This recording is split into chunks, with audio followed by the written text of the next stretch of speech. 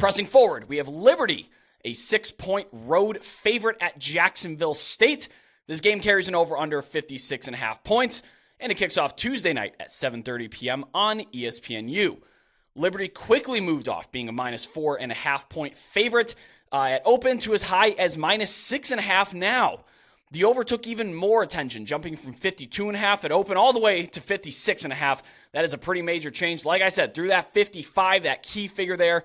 So people are really, really heavy on the over early in the week here. Now, the issue with Jacksonville State sometimes offensively is their pace, but not because of their offense. It actually ends up tiring out the secondary.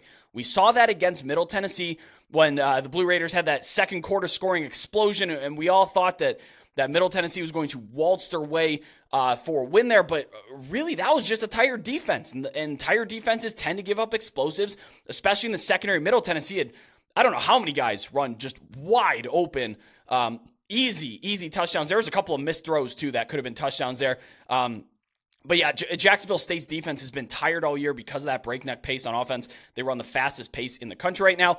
The Gamecocks have allowed 13 plays of 30 or more yards. That is 81st in the nation. Liberty's offense, they've been very explosive as well, so they're a team built to exploit a defense that's willing to give up explosive plays. Liberty is. Now, based on aggregated power ratings, Liberty is favored by just one score once on the rest of their schedule. That's at Western Kentucky. They're never underdogs. This is a team that has a very, very realistic path to 12-0. Could they slip up on one of these weeknight games, on these weird Conference USA games? Sure, they almost did last week against Sam Houston State, but based on power ratings, projecting forward, they're not favored, or they're not likely to be underdogs in any of those games.